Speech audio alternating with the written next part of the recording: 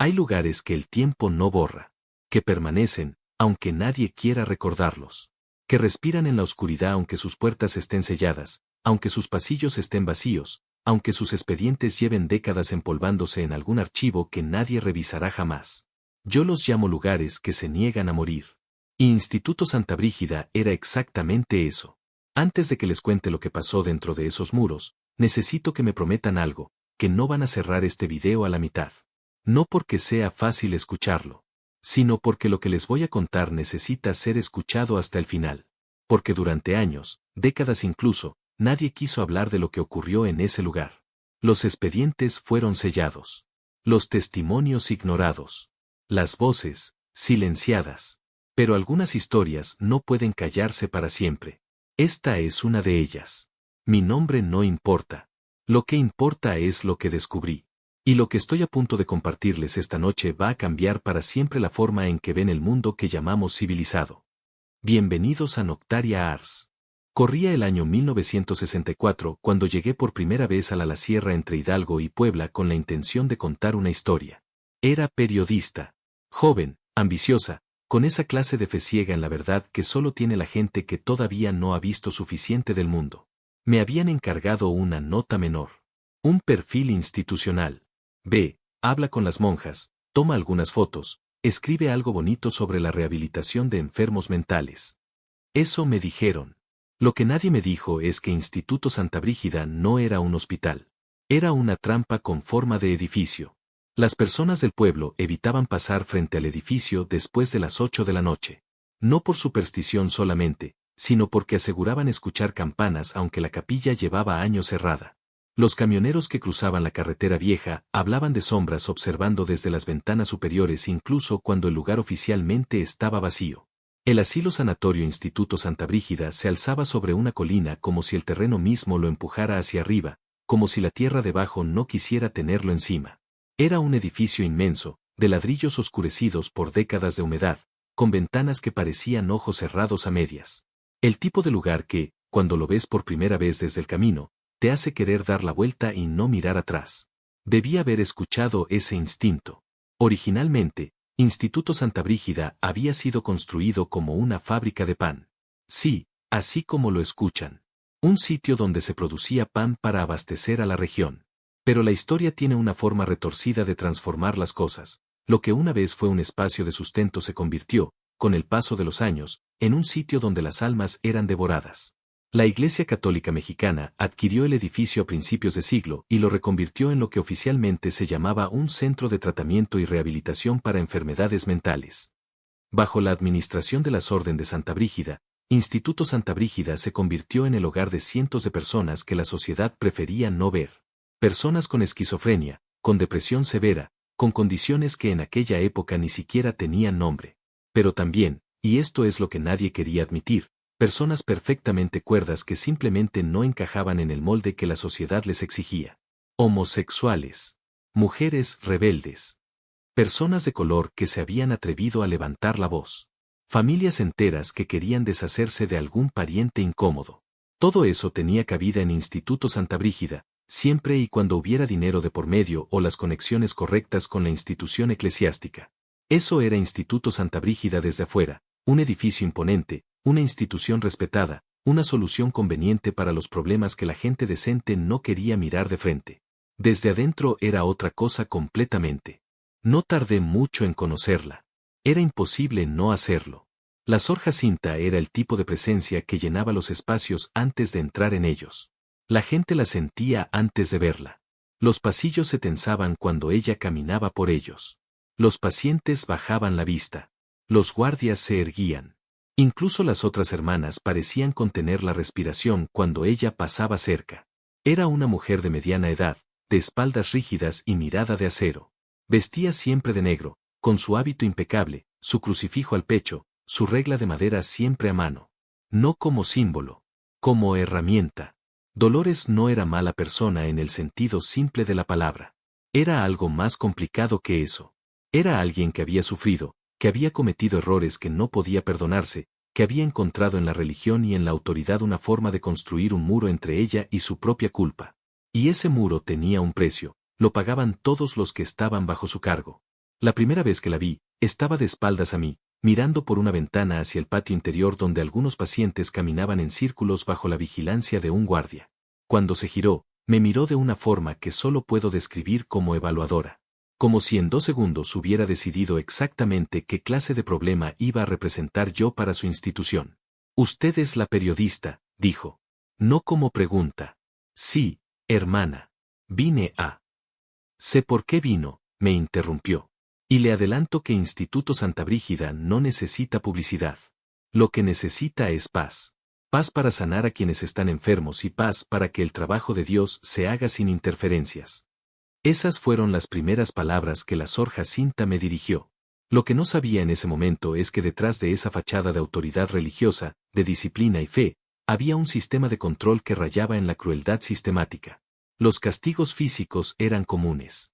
La privación de comida, de luz, de contacto humano.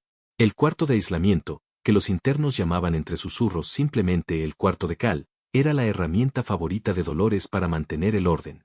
Un espacio sin ventanas, sin cama, sin nada. Solo oscuridad y el sonido de la propia respiración. Los expedientes mostraban que los pacientes habían sido castigados con estos métodos por insubordinación.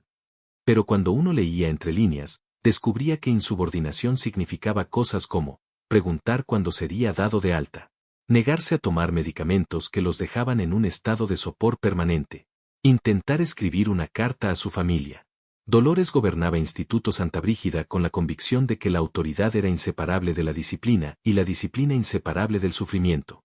Y esa convicción, por retorcida que parezca, tenía una coherencia interna que la hacía casi imposible de combatir desde adentro. Pero Dolores no era el único monstruo de Instituto Santa Brígida. Ni siquiera era el más peligroso. El doctor Ignacio Vélez llegó a Instituto Santa Brígida envuelto en credenciales impresionantes y un pasado que nadie había investigado demasiado. Era el jefe de la sección médica, el responsable de los tratamientos, el hombre en quien Dolores delegaba todo lo relacionado con la ciencia. Y esa delegación, que Dolores hacía con la confianza de quien cree que los asuntos médicos deben dejarse en manos de los expertos, resultó ser uno de los errores más graves de su administración. Porque Ignacio Vélez no era simplemente un médico. Era alguien que había aprendido su oficio en los lugares más oscuros de la historia del siglo XX, alguien que había perfeccionado sus técnicas en contextos donde el sufrimiento humano no solo estaba permitido sino que era el objetivo. Y en Instituto Santa Brígida había encontrado el entorno perfecto, pacientes que nadie visitaba, expedientes que nadie auditaba, autoridades que preferían no preguntar demasiado. Su área subterránea estaba en el sótano. Los pacientes a quienes se llevaban allí nunca hablaban de lo que pasaba. No porque hubieran firmado algún documento de confidencialidad, sino porque lo que vivían allí abajo los dejaba sin palabras. Literalmente. Yo lo supe por fragmentos. Por un guardia que una noche, después de demasiadas horas de turno y demasiadas cosas que no podía sacarse de la cabeza, me dijo, hay cosas en el bosque que no deberían existir. Cosas que él hizo.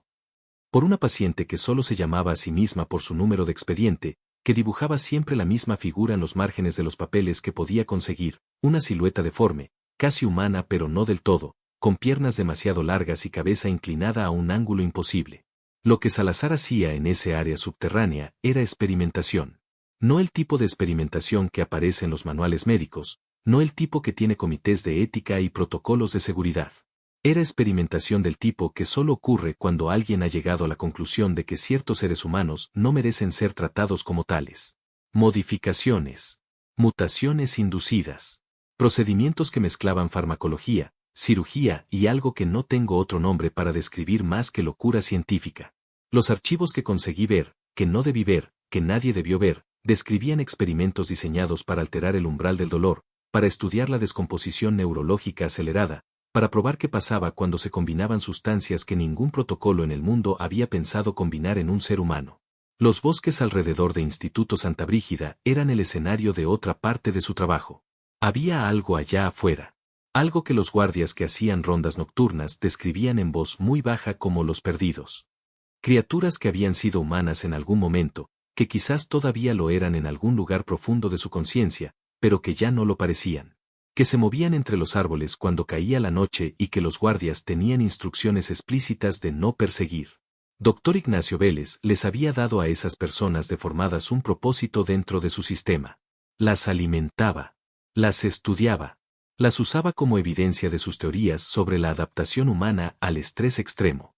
Cuando finalmente encontré pruebas suficientes para llevar al exterior, cuando reuní nombres y fechas y descripciones, pasé varios días sin poder dormir. No por miedo, sino porque cada vez que cerraba los ojos, veía esos dibujos que la paciente hacía. Esas figuras. Esas siluetas imposibles. Y me preguntaba cuántos de los que estaban en esos expedientes todavía seguían ahí afuera. Aquí es donde la historia se complica. Donde los que la escuchan empiezan a preguntarse si todo lo que cuento es real o si quizás yo también perdí algo dentro de esos muros. Les adelanto, lo segundo es posible. Pero eso no cambia lo que vi. Instituto Santa Brígida tenía pacientes que llegaban con historias que no encajaban en ninguna categoría conocida. Personas que aseguraban haber sido arrebatadas de sus vidas cotidianas, de sus casas, de sus caminos, por algo que no era humano. Personas que describían resplandores sobre la montaña que no tenían explicación. Personas que volvían de esas experiencias con lagunas en la memoria que los médicos atribuían a psicosis disociativa, pero que tenían un patrón demasiado consistente para ser coincidencia. En los archivos médicos, estas personas estaban catalogadas bajo un eufemismo, pacientes con síndrome de narrativa delirante sistematizada. Que en el lenguaje llano de la época quería decir, estos locos dicen que los visitaron los presencias imposibles. Pero había algo en esos expedientes que no podía ignorar. Los patrones. Las descripciones coincidían entre personas que nunca se habían conocido, que vivían en estados diferentes, que no tenían forma de haber coordinado sus historias. Las marcas físicas que algunos describían habían sido documentadas por los médicos sin mayor explicación. Las lagunas de tiempo eran reales, verificables, no fabricadas. Y luego estaba la celda del tercer piso. No sé cómo llamarla de otra manera. Era una habitación que figuraba en los planos del edificio, pero que no aparecía en ningún registro de uso. Una habitación que los guardias evitaban. Que la propia Dolores, según me contó uno de los empleados más antiguos, visitaba en raras ocasiones y de la que salía más pálida que como había entrado. Nunca pude entrar a esa habitación. Lo que sé de ella lo sé por fragmentos. Por lo que me dijeron. Por lo que encontré escrito en las paredes de otras celdas por pacientes que insistían en que habían sido llevados allí, símbolos que no correspondían a ningún idioma conocido, diagramas que parecían mapas de lugares que no existían en ningún atlas. No voy a decirles que sé exactamente qué pasaba en esa habitación. No lo sé. Pero lo que sí sé es que algunos de los pacientes que describían las resplandores sobre la montaña, que describían haber sido tomados y devueltos, mostraban cambios físicos y psicológicos que los propios médicos del asilo no sabían cómo explicar. Cambios que algunos de ellos, en sus notas privadas, describían como inconsistentes con cualquier patología conocida. ¿Qué significa eso? No lo sé con certeza. Lo que sí sé es que Instituto Santa Brígida tenía más secretos que paredes. Y que algunos de esos secretos no tenían explicación médica, ni religiosa, ni científica. Al menos no ninguna que yo esté preparada para darles esta noche. Hay una parte de esta historia que me costó años escribir. No porque no supiera cómo hacerlo, sino porque no sabía si alguien iba a creerme. Y porque, honestamente, hay una parte de mí que todavía hoy, muchos años después, se pregunta si lo que presencié dentro de esos muros era real o si Instituto Santa Brígida había hecho lo que hacía con todos, convencerme de que el mundo era diferente de lo que yo creía. Había un paciente. Lo llamaré por su número de expediente, porque ese es el único nombre que figura en los documentos que tengo, paciente 17. Sé que suena a coincidencia. No lo era. Este hombre llegó a Instituto Santa Brígida acusado de una serie de crímenes que los periódicos de la época describieron con un vocabulario cuidadosamente aséptico para no entrar en detalles. Crímenes violentos. El tipo de crímenes que hace que la gente se pregunte si la persona que los cometió puede seguir siendo considerada persona. Pero lo que nadie sabía, lo que los archivos revelaban solo si uno los leía con suficiente atención, es que este hombre había llegado a Instituto Santa Brígida con una historia previa que ningún tribunal había querido escuchar. Una historia de pérdida, de trauma, de un sistema que lo había fallado mucho antes de que él le fallara al sistema. No cuento esto para excusar lo que hizo. No hay excusa para eso. Lo cuento porque es parte de la historia de Instituto Santa Brígida. La institución no solo recibía a los que ya estaban rotos, también rompía a los que llegaban enteros. El paciente 17 era inteligente. Demasiado inteligente para ese lugar, o quizás exactamente inteligente de la manera equivocada. Sabía leer a las personas. Sabía qué decir y cuándo. Sabía cómo construir una fachada de cooperación que le ganaba concesiones de los guardias y el beneficio de la duda de algunos médicos. Y mientras construía esa fachada, observaba. Aprendía. Acumulaba. Me lo encontré 3 veces durante mi estancia en Instituto Santa Brígida. La primera vez me miró de una manera que hizo que el frío del edificio se sintiera diferente. La segunda vez me habló. Fue una conversación breve, aparentemente sin consecuencias, sobre el tiempo que hacía afuera, sobre si había llovido esa semana. La tercera vez lo encontré en un pasillo donde no debería haber estado, a una hora en que los pacientes estaban supuestamente bajo supervisión, con una expresión en el rostro que solo puedo describir como satisfacción. Lo que pasó esa noche en el ala norte del edificio fue algo que los registros oficiales catalogaron como incidente de seguridad menor. 3 páginas de un informe que nadie leyó completo. Los detalles que no figuraban en ese informe los supe después, por canales que prefiero no mencionar. No voy a entrar en los detalles. Pero si voy a decirles esto, hay personas que hacen el mal porque están rotas. Hay personas que hacen el mal porque el sistema las empujó al límite. Y luego hay personas que hacen el mal porque algo dentro de ellas, algo que no sé si llamar maldad o ausencia o simplemente vacío, lo disfruta. El paciente 17 era lo tercero. Y Instituto Santa Brígida, en su complicidad silenciosa, le había dado exactamente el escenario que necesitaba. No quiero que piensen que esto es un ataque a la religión. No lo es. He conocido personas de fe profunda que son también personas de una humanidad extraordinaria. Personas para quienes la creencia es fuente de compasión, de generosidad, de fuerza. Instituto Santa Brígida no era eso. Lo que ocurría dentro de esos muros era la perversión de la fe, la instrumentalización de lo sagrado para justificar el control. Y eso es algo diferente.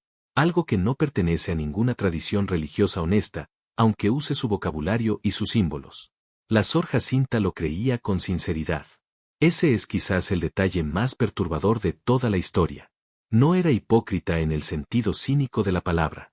Genuinamente creía que el sufrimiento tenía valor redentivo, que la disciplina extrema era una forma de amor, que proteger la institución era proteger a Dios mismo. Esa sinceridad hacía que fuera imposible razonar con ella en ciertos puntos. No porque no escuchara, sino porque su sistema de creencias tenía una respuesta para todo, una justificación para cada cuestionamiento, una cita sagrada para cada objeción. Pero hay algo que los años me han enseñado, incluso las personas más sinceras pueden estar terriblemente equivocadas. Y la intensidad de la convicción no es evidencia de su corrección. Lo que Dolores no veía, lo que quizás nunca pudo ver del todo, es que Instituto Santa Brígida le devolvía algo que ella necesitaba: poder. Control. La sensación de que en un mundo que la había juzgado y encontrado deficiente, aquí, entre estos muros, ella era la autoridad suprema. Y esa necesidad, que venía de un lugar de herida genuina, corroía cualquier buena intención que pudiera haber tenido. Había un ritual que se repetía cada semana. Los domingos, los pacientes que merecían el privilegio, determinado por Dolores según criterios que nunca quedaban del todo claros, asistían a una misa en la capilla del edificio. No era opcional. Era presentado como recompensa, pero era, en la práctica, otra forma de control. Porque Dolores usaba ese espacio no solo para la liturgia, sino para los sermones. Sermones largos, intensos, diseñados para recordarles a los pacientes exactamente cuál era su lugar en el orden de las cosas. Yo asistí a uno de esos servicios. Salí sintiéndome más pequeña que cuando entré. Y yo no era una paciente. Tenía mis credenciales, mi grabadora, mis notas. Aún así, había algo en la arquitectura de ese discurso, en la manera en que combinaba culpa y miedo y promesa de redención, que pesaba sobre el pecho de una manera física. Imaginen el efecto sobre alguien que llevaba meses o años sin salir de ese edificio, sin contacto con el mundo exterior, sin nadie que les dijera una versión diferente de la historia. Eso era Instituto Santa Brígida. Un sistema completo, hermético, diseñado para convencer a quienes estaban adentro de que no había otra realidad posible. Vine como periodista. Terminé como paciente. No de manera permanente. No voy a crear suspenso innecesario sobre mi destino. Estoy aquí, contando esta historia, lo cual significa que eventualmente salí. Pero durante un periodo que prefiero no cuantificar con exactitud, porque los números hacen que la cosa se vuelva demasiado concreta y concreta todavía me resulta difícil de manejar, estuve dentro de Instituto Santa Brígida no como observadora sino como internada. Lo descubrieron. mis notas, mi grabadora, los contactos que había hecho con algunos pacientes que accedieron a hablar conmigo en las pocas horas de recreo que tenían. Todo salió a la luz en una tarde que empezó como cualquier otra tarde dentro de ese edificio, gris, densa, con el sonido constante de pasos en los pasillos y el olor a desinfectante que nunca llegaba a cubrir del todo otro olor más viejo y más difícil de nombrar. Dolores fue quien me informó de la situación.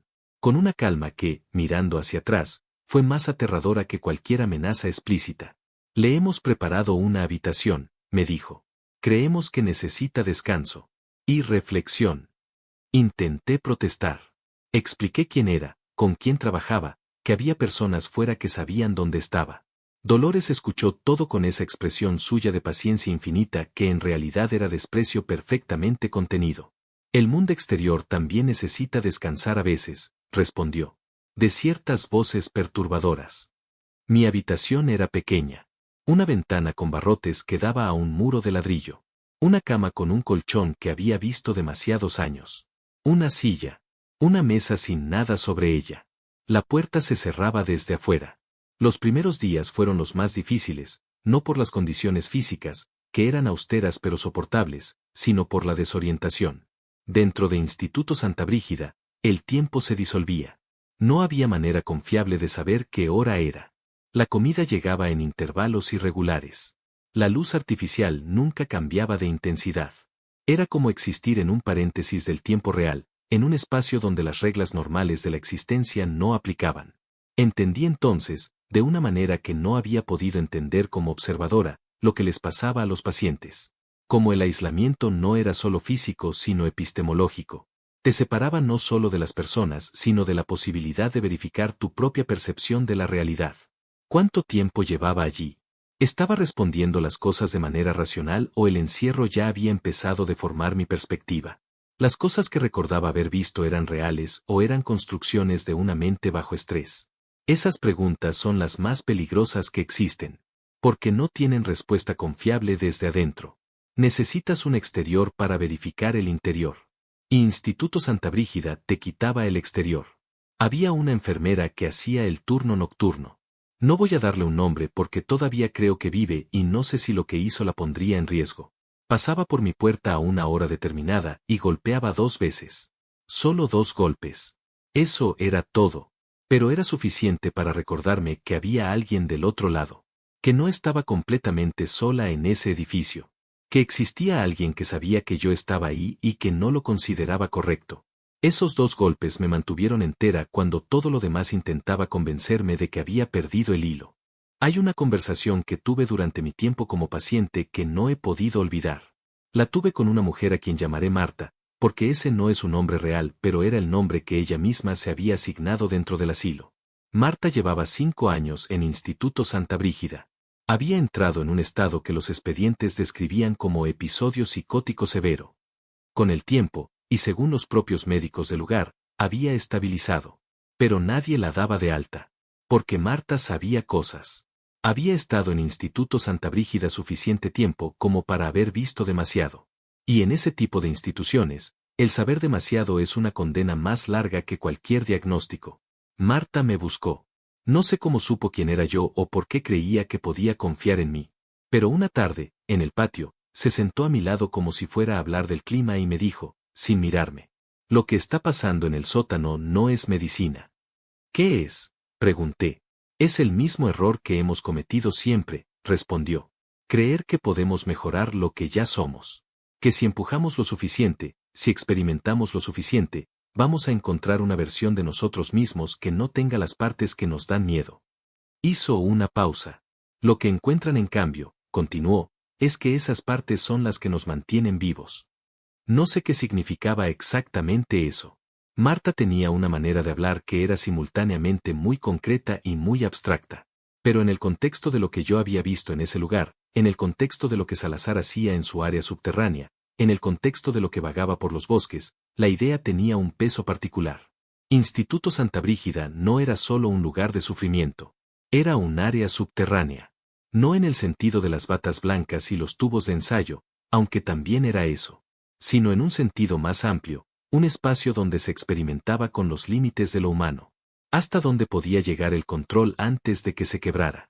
¿Hasta dónde podía llegar el miedo antes de que produjera algo diferente? ¿Hasta dónde podía llegar el aislamiento antes de que creara algo nuevo? Y lo que creaba no era siempre lo que sus arquitectos esperaban. Había personas en Instituto Santa Brígida que habían encontrado dentro de sí mismas algo que el mundo exterior nunca les habría permitido encontrar. No porque el proceso de encontrarlo hubiera sido amable, porque no lo era, sino porque el extremo produce sus propias revelaciones. Personas que en la oscuridad total habían aprendido a ver de otra manera. Personas que bajo presión habían descubierto una resistencia que no sabían que tenían. Marta era una de ellas. Y yo empezaba, aunque me costara admitirlo, a entender que yo también podría serlo. No fui a Instituto Santa Brígida sola. Mi redactor jefe sabía dónde estaba. Mis notas originales habían sido enviadas antes de que me descubrieran. Había un rastro. El problema era que ese rastro tardó más de lo que debería en seguirse. ¿Por qué? Esa es la pregunta que más me perturbó cuando finalmente estuve libre y pude hacerla con suficiente distancia para escuchar la respuesta honestamente. ¿Por qué tardó tanto el mundo exterior en reaccionar? ¿Por qué, cuando las primeras señales de alarma llegaron a las redacciones y a las oficinas gubernamentales correspondientes, hubo tanto silencio antes de que alguien actuara? La respuesta tiene varias capas. Primera capa, la institución era respetable. Tenía el respaldo de la Iglesia. Tenía certificaciones. Tenía donantes influyentes. Tenía décadas de operación sin escándalos públicos. Cuestionar a Instituto Santa Brígida era cuestionar todo ese sistema de credibilidad acumulada, y eso requería más valentía de la que la mayoría de las personas estaban dispuestas a ejercer. Segunda capa, los que estaban adentro no eran el tipo de personas por las que el mundo exterior suele movilizarse con urgencia. Enfermos mentales. Personas marginadas. Individuos que habían sido descartados por sus propias familias o por el sistema legal. Cuando alguien dice que hay irregularidades en una institución que alberga a ese tipo de personas, hay una tendencia, silenciosa pero poderosa, a no creerle del todo. A pensar que quizás las irregularidades son necesarias para manejar a personas difíciles. A asumir que los que están adentro, de alguna manera, merecen estar adentro. Esa tendencia es una de las formas más peligrosas de inhumanidad. No requiere maldad activa. Solo requiere mirar hacia otro lado con la suficiente consistencia. Tercera capa, había intereses que preferían que Instituto Santa Brígida siguiera como estaba. No voy a especular sobre nombres o afiliaciones específicas.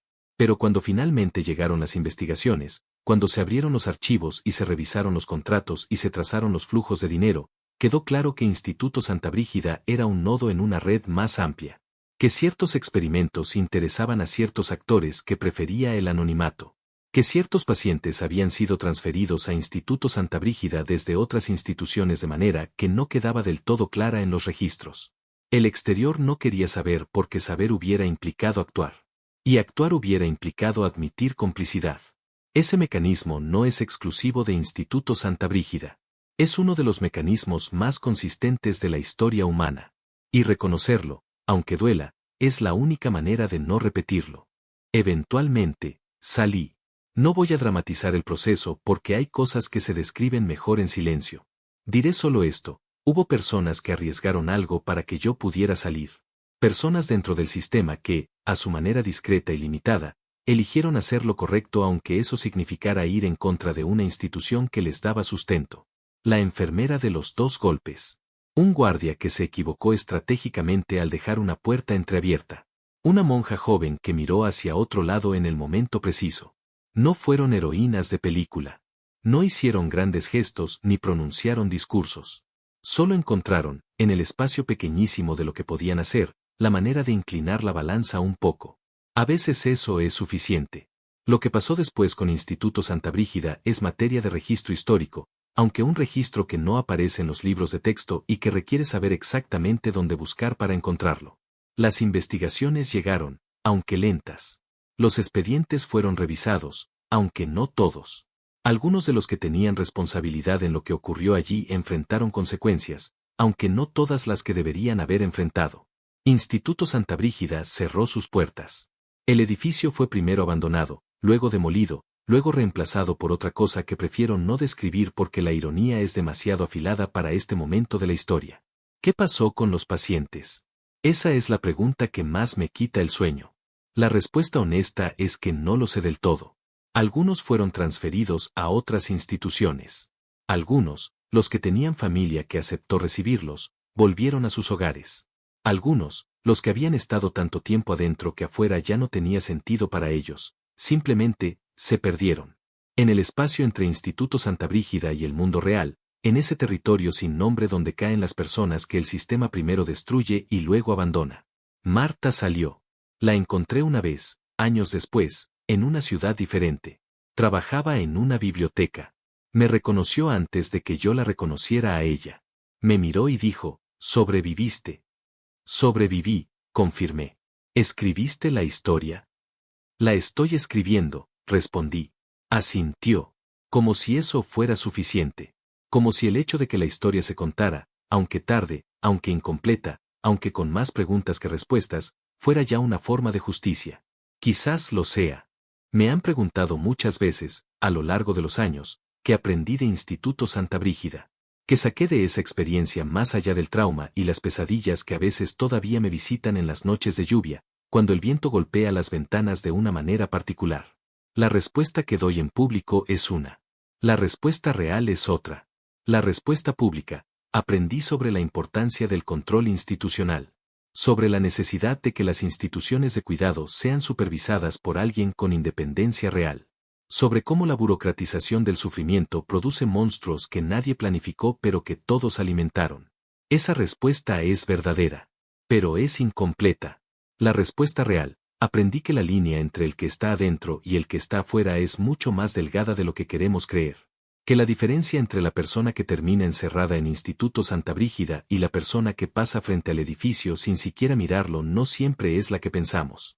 No siempre es la salud mental. No siempre es la virtud. A veces es simplemente la suerte. El momento. La familia en la que naciste. El lugar en el que vivías cuando el sistema empezó a necesitar a alguien a quien internar. Eso es lo que me da más miedo de Instituto Santa Brígida. No los experimentos de Salazar. No la crueldad de los castigos de Dolores. No las sombras cerca de los túneles. Lo que más miedo me da es la normalidad con la que funcionaba. La manera en que todo ese sistema se sostenía sobre decisiones pequeñas que miles de personas tomaban cada día, guardar silencio, no preguntar, confiar en que las personas con autoridad saben lo que hacen, asumir que si algo tan evidente está pasando y nadie hace nada, quizás no es tan grave. Instituto Santa Brígida no fue una anomalía. Fue un reflejo. Un reflejo de lo que una sociedad hace cuando decide que hay personas cuya humanidad es negociable. Cuando decide que el orden es más valioso que la dignidad. Cuando decide que los que no encajan en el molde son un problema que resolver en lugar de una voz que escuchar. Ese reflejo no desapareció cuando Instituto Santa Brígida cerró sus puertas. Sigue ahí. Sigue mirándonos. La pregunta es si tenemos el valor de mirarlo de vuelta. He caminado por los terrenos donde estuvo Instituto Santa Brígida. Una sola vez, hace varios años. Quería ver qué había quedado. Lo que encontré fue tierra. Hierba que había crecido sobre los cimientos. Algunos árboles más jóvenes que el edificio que los precedió. El cielo sobre el lugar era el mismo cielo de cualquier otro lugar, azul y ordinario, sin la oscuridad que uno esperaría de un sitio con esa historia. Me quedé un rato largo, de pie, sin saber exactamente qué había ido a buscar. Creo que lo que buscaba era alguna señal de que el lugar recordaba. Que la tierra guardaba algo de lo que había pasado allí. Que había alguna forma de que la historia no pudiera borrarse completamente. No encontré esa señal. O quizás la encontré en un sentido diferente al que esperaba. Porque lo que sí encontré fue el silencio. Y en ese silencio, si uno se quedaba quieto el tiempo suficiente, empezaban a escucharse las voces. No sobrenaturales, no misteriosas. Solo las voces de todos los que habían estado allí. Las voces de los que habían sufrido y sobrevivido. Las voces de los que habían sufrido y no habido podido salir. Las voces de los que habían intentado hacer lo correcto dentro de un sistema diseñado para hacer lo incorrecto. Esas voces no se quedan en el lugar donde ocurrieron las cosas. Viajan. Cambian de forma. Encuentran nuevas maneras de hacerse escuchar. Esta historia es una de esas formas. Y si llegaron hasta aquí, si escucharon todo esto hasta el final, entonces esas voces llegaron hasta ustedes. Eso significa algo. No sé exactamente qué, pero sé que significa algo. Instituto Santa Brígida existió porque el mundo lo permitió. Lo que hagamos con esa información, con esa incomodidad, con esa responsabilidad, depende de nosotros. Siempre dependió de nosotros. Eso es todo lo que tengo para ustedes esta noche, noctámbulos. Si llegaron hasta el final de esta historia, si se quedaron conmigo en la oscuridad todo este tiempo, gracias. De verdad. Esto no es el tipo de historia que se cuenta ni el tipo de historia que se escucha a medias. Requiere algo. Y ustedes lo dieron. Si esta historia les llegó, si les hizo pensar, si les hizo sentir algo que no esperaban sentir cuando empezaron el video, les pido que lo compartan. No por las métricas, no por el algoritmo, sino porque hay historias que necesitan circular, que necesitan llegar a los oídos correctos. Y a veces los oídos correctos son los de alguien que conocen. Dejen en los comentarios lo que se llevan de esta historia. Una frase, una pregunta, un pensamiento. Quiero leerlos. Este canal existe porque existe una comunidad que no le tiene miedo a la oscuridad, que sabe que la oscuridad tiene cosas que enseñarnos si aprendemos a mirarla sin parpadear. Nos vemos en el próximo video. Hasta entonces, cuídense. Mantengan la luz encendida, aunque sea una pequeña. Y recuerden que algunas historias se cuentan no para asustar sino para despertar. Esta fue una de ellas. Noctaria RS. Donde las sombras también hablan.